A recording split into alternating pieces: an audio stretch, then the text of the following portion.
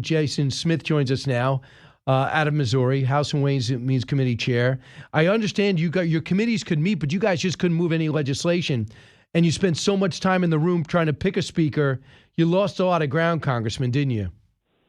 That's exactly right. We wasted 22 days of time on the floor to be doing our appropriations bills. We have the deadline of November 17th for government funding to happen, make sure that it's, fiscally sane funding. But we're going to the work on it today. In fact, we're doing the energy and water appropriations bill on the floor. So Speaker Johnson has hit the ground running. I'm extremely thrilled that every member of the House Republicans voted for him and brought him up. He's someone who I had the privilege, Brian, to nominate to become the chairman of the Republican Study Committee, which is the largest conservative caucus within the Republican conference. And that was back in 2018. I looked at Mike and I saw what a great leader he is, a man of principle, a true, strong conservative, and gets along with everyone. And he brought all the different groups within our conference together, and that's why he's Speaker of the House. Right. I would, personally, I'm just on an outsider. You work with. I always like Kevin McCarthy. Are you guys going to remove? And I like Mike Johnson too, obviously. But what's there not to like? But number one is, are you going to try to remove that one person move to vacate? I think we should, Brian. I think that it's a very toxic tool that's there. We don't need to ever get where we have been the last 22 days. The fact that 8 Republicans could join in with 100% of the Democrats and remove the Republican speaker and create chaos for 22 days, that's reckless. And we should not allow that tool to be there. But in order to change that rule, Brian, we have to have 217 votes. And 8 of those people, I don't think they're willing to change the rules. Might be worth visiting. Here we go, though. A couple of things. We know how conservative he is, but you have 18 members in your caucus that were in districts that Joe Biden won. So no matter how, if you come out too conservative, you're never going to get elected.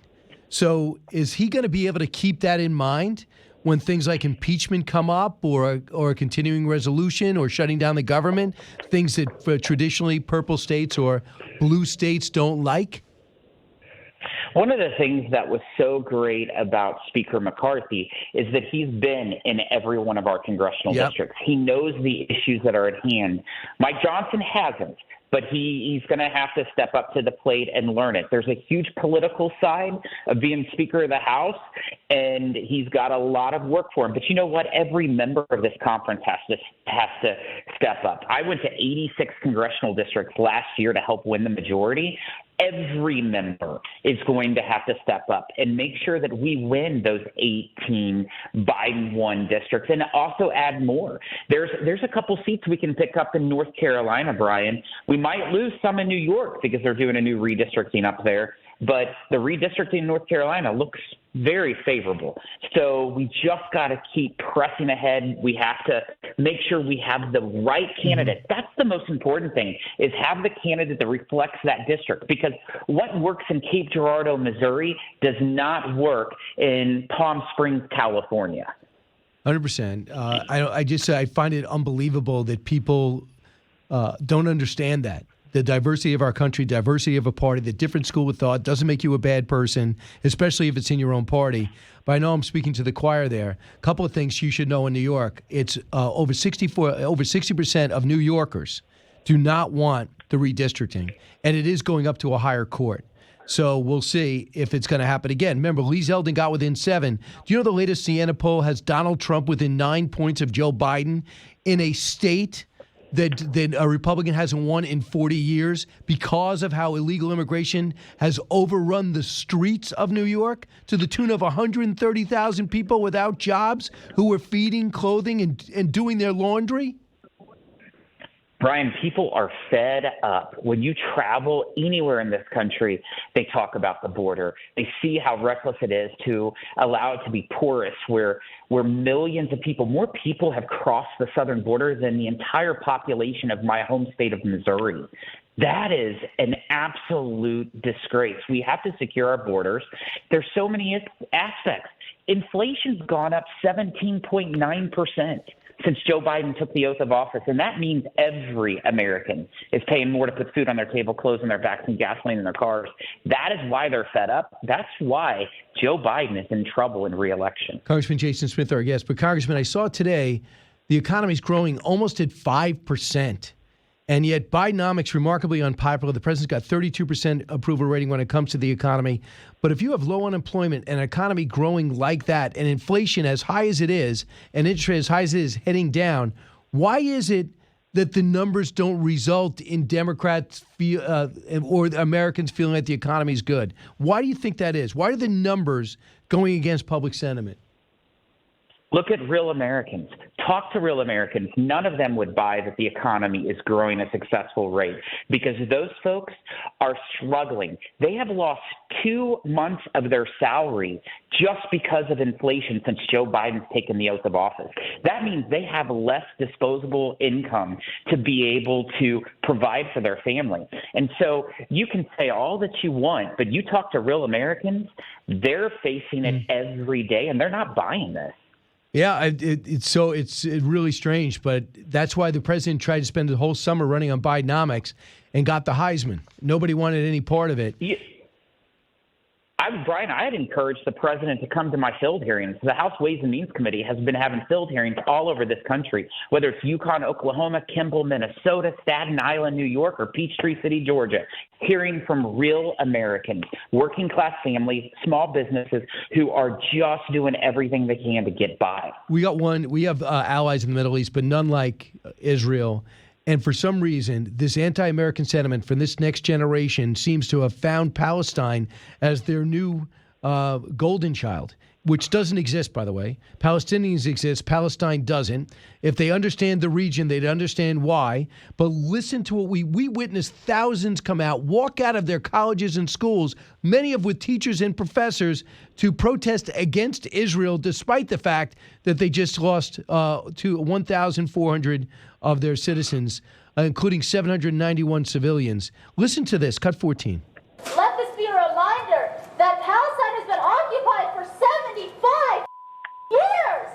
When Palestine is under attack, what do we do? Stand up, fight back! When Palestine is under attack, what do we do? Stand up, fight back! Here's more from NYU, cut 13. From the river to the sea! From the river to the sea! Palestine will be free! Palestine will be free! Justice, no peace! Palestine is free! So Palestine is free! Yeah. Do you think this is the West Bank? No, it's the West Side of New York City. The other one, the first one was University of Minnesota. You're sickened by this like I am. To say I'm disgusted by statements of support for Hamas that we've seen in recent days is an understatement.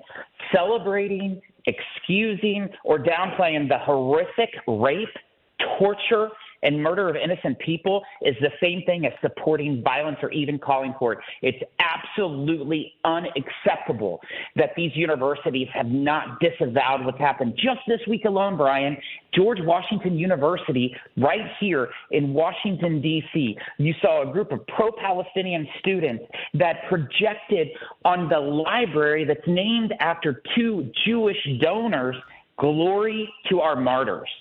Glory to our martyrs. And what did George Washington University do?